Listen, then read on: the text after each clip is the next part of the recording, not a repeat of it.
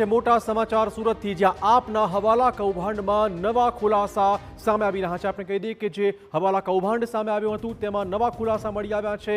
Funding સિન્ડિકેટમાં કુલ 8 થી 10 લોકો સામેલ હોવાના સમાચાર। આ ઉપરાંત સુરત, દિલ્હી અને અમદાવાદના કેટલાક લોકો પણ સામેલ છે।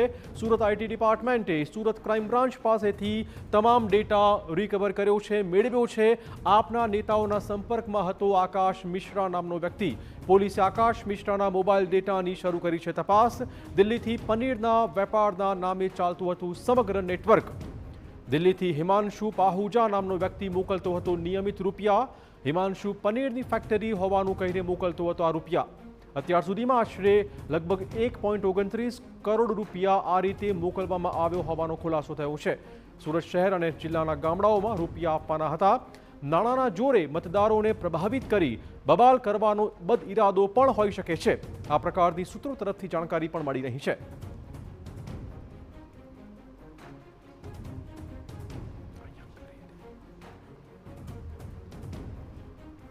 તો હવે મોબાઈલ ફોનની તપાસ કરાશે। રહસ્યોનો ઘટસ્ફોટ થાય તેવી પૂરેપૂરી શક્યતા છે। આ નાણાં એ મતદારોને પ્રભાવિત કરવા ઉપયોગમાં લેવામાં આવી શકે તેમ હતા। આ પ્રકારની સૂત્રો તરફથી હાલમાં જાણકારી મળી રહી છે। લગભગ 8 થી 10 લોકો આ સિન્ડિકેટમાં સામેલ હતા। પનીરની ફેક્ટરીની આડાશમાં આ કૌભાંડ ચલાવાતું હતું। સુરત, દિલ્હી, અમદાવાદના કેટલાક લોકો આ કૌભાંડમાં સંડોવાયેલા હોવાની વિગતો છે। આઈટી વિભાગે સુરત ક્રાઇમ બ્રાન્ચ પાસેથી ડેટા પણ મેળવ્યો છે। આપના નેતાઓના સંપર્કમાં આકાશ મિશ્રા નામની એક વ્યક્તિ હતી જે નિયમિત આ કૌભાંડ ચલાવતી હતી। આકાશ મિશ્રાના મોબાઈલ ડેટાની પણ હવે પોલીસે તપાસ શરૂ કરી છે। પનીરના વેપારના નામે આખું આ હવાલા કૌભાંડ ચાલતું હતું। હિમાંશુ પાહુજા જે દિલ્હીનો વ્યક્તિ છે તે નિયમિત રીતે રૂપિયા મોકલી આપતો હતો। સુરતના આઈટી ડિપાર્ટમેન્ટે આ તમામ બાબતોએ હવે ડેટા મેળવવાનું કામ શરૂ કર્યું છે। વધુ કેટલાક નવા ખુલાસા થાય તેવી પૂરેપૂરી શક્યતાઓ છે। સુરત શહેર અને જિલ્લામાં આ રૂપિયા આપવાના હતા। ઇલેક્શન પહેલા આ સૌથી મોટો ઘટસ્ફોટ, આશરે લગભગ 1.29 કરોડ રૂપિયા આ રીતે મોકલવામાં આવ્યા હોઈ શકે છે। તો આપનું હવાલા કૌભાંડ જેમાં રોજ નવા ખુલાસા થઈ રહ્યા છે। સૂત્રો જણાવી રહ્યા છે કે નાણાંના જોરે મતદારોને પ્રભાવિત કરવાનો આ બદ ઇરાદો હોઈ શકે છે।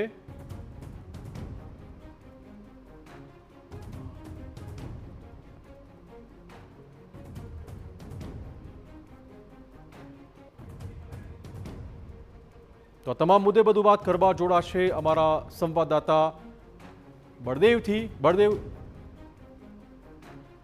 જે રીતે આખું કૌભાંડ સામે આવ્યું છે, નવા ખુલાસા અને ખાસ તો મતદારોને પ્રભાવિત કરવા માટે આ નાણાં ઉપયોગમાં લેવાના હોઈ શકે છે। શું વધુ ખુલાસા આ નેટવર્કમાં થઈ રહ્યા છે?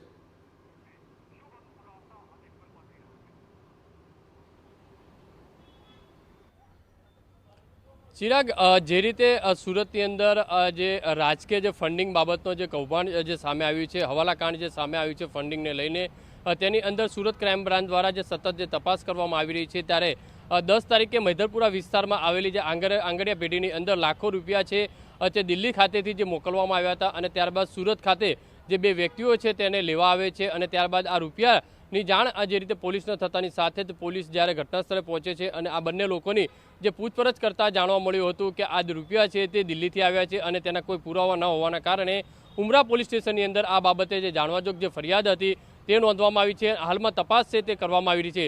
છેલ્લા 3 દિવસથી જે રાજકીય ફંડિંગનો જે હવાલા જે કાંડ જે સામે આવ્યો છે તેની અંદર જે રીતે કરોડો રૂપિયા છે તે દિલ્હી મારફતથી સુરત ખાતે જે મોકલાયા છે અને તેના આધારે હવે સુરત આઈટી વિભાગ દ્વારા પણ જે સક્રિય થયું છે અને સુરત ક્રાઇમ બ્રાન્ચ પાસે આ તમામ જે ડેટા છે તે મેળવવામાં આવ્યા છે, તમામ ડોક્યુમેન્ટ છે તે મેળવવામાં આવ્યા છે। આ રૂપિયા ક્યાંથી આવતા હતા, કોણ લેવા આવતું હતું, આ તમામ ડેટા છે સુરત ક્રાઇમ બ્રાન્ચ પાસેથી આઈટી વિભાગ દ્વારા આ તમામ જે ડેટા છે તે મેળવવામાં આવ્યા છે। જે રીતે માહિતી મળી રહી છે તે રીતે ફંડિંગ સિન્ડિકેટની અંદર કુલ 8 થી 10 લોકોના નામ છે સતત જે સામે આવી રહ્યા છે, જેની અંદર સુરત શહેર, સુરત જિલ્લાના કેટલાક લોકો છે, સાથે સાથે જે અમદાવાદ સાથે પણ સંકળાયેલા લોકોનો જે નામ છે સતત જે સામે આવી રહ્યા છે। એટલે કહી શકાય 3 એપી સેન્ટર જે હતા, જે અમદાવાદ, સુરત જિલ્લાની અંદર અને દિલ્હી આ ચારે સેન્ટર ઉપરથી જે પૈસાની છે ક્યાંક ને ક્યાંક હેરાફેરી થતી હોવાનું જે ઘટસ્ફોટ છે તે થઈ રહ્યો છે. હાલમાં જે સુરત ક્રાઇમ બ્રાન્ચ દ્વારા એક પછી એક જે ઇસમોના જે નામ બહાર આવી રહ્યા છે તે લોકોની જે પૂછપરછ કરવામાં આવી રહી છે અને આવનારા દિવસોની અંદર જો કદાચ કોઈ રાજકીય વ્યક્તિઓ જો આમાં સંકળાયેલા હશે તો તેમની પણ જે પૂછપરછ છે તે કરી શકાશે. પણ જે રીતે મહત્વની વસ્તુ એ રીતે છે, આક્ષેપ જે રીતે કરવામાં આવ્યા છે કે આમ આદમી પાર્ટી અહીંના જે રાજકીય ફંડિંગ માટે આ રૂપિયાનો ક્યાંક ને ક્યાંક ઉપયોગ કરવામાં આવવાનો હોવાની જે વાત ચાલી રહી છે તેને લઈને પણ આવનારા સમયની અંદર પોલીસ ઘટસ્ફોટ કરી શકે છે. કારણ કે સુરત અને સુરત જિલ્લાની અંદર આ તમામ જે રૂપિયા હતા તે મોકલવાના હતા અને રાજકીય જે ગતિવિધિ છે, રાજકીય ગતિવિધિ, ચૂંટણી જે ગતિવિધિઓ છે તેની અંદર ક્યાંક ને ક્યાંક આ રૂપિયા વાપરવાના હોવાની જે હકીકત છે તે સામે આવી રહી છે. એટલે મહત્વની વસ્તુ એ છે આમ આદમી પાર્ટીના નેતા સાથે જે સંપર્કમાં આ જે બે વ્યક્તિઓ છે, અજય તિવારી અને આકાશ મિશ્રા, આ બંનેની જે તસવીરો જે સામે આવી છે, આ બંને યુવકો છે દિલ્હીથી સુરત ખાતે પનીરના વ્યવસાય સાથે આ રૂપિયા છે તે મોકલાવવામાં આવતા હતા. એટલે કે પોતે પનીરનો જે વ્યવસાય કરે છે અને તેની આડની અંદર દિલ્હીથી સુરત ખાતે આ તમામ રોકડ રકમો છે તે હવાલા મારફતે મોકલવામાં આવતી હતી. એટલે આવનારા દિવસોની અંદર ક્યાંક ને ક્યાંક રાજકીય પાર્ટી સાથે સંકળાયેલા નેતાઓની પણ સુરત ક્રાઇમ બ્રાન્ચ દ્વારા અને સાથે સાથે સુરત આઈટી વિભાગ દ્વારા પણ જે તપાસ છે તે કરી શકે છે. સૌથી મહત્વની વસ્તુ એ છે કે 6 મહિનાની અંદર છેલ્લા 1.5 કરોડથી વધુ રૂપિયાની જે રકમની હેરાફેરી થયા હોવાની જે વાત સામે આવી રહી છે. જ્યારે આ લોકો રૂપિયા આંગળીયા પેઢીની અંદર લેવા જતા હોય છે ત્યારે પોતાની ઓળખ છે કે દિલ્હી ખાતેથી પનીરના વ્યવસાય સાથે સંકળાયેલા છીએ અને પનીરના આ જે રૂપિયા છે તે આવ્યા હોવાની જે આંગળીયા પેઢીની અંદર જે ચર્ચા કરતા હતા. જ્યારે આંગળીયા પેઢીના જે સંચાલક છે તેમની સાથે જ્યારે TV9ના જે સંવાદદાતા તરફથી જે વાત કરવામાં આવી ત્યારે પણ તેમણે કહ્યું હતું કે અવારનવાર મહિનાની અંદર 2 થી 3 વખત આ હવાલો આવતો હતો અને ત્યારબાદ પોતે જે દિલ્હીથી આ જે વ્યક્તિ છે જે રૂપિયા મોકલતો હતો આકાશ મિશ્રા, આ રૂપિયા છે ત્યાંથી મોકલતા હતા અને અહીંયા જે સુરત ખાતે આકાશ મિશ્રાને આપવાના હતા અને અજય તિવારી નામના વ્યક્તિ છે ત્યાંથી હવાલો કરાવતા હોવાની જે હકીકત છે તે સામે આવી રહી છે. એટલે કે હાલમાં પૂછપરછની અંદર અનેક નવા ખુલાસા થઈ શકે છે. જી ધન્યવાદ બળદેવ તમામ જાણકારી બદલ.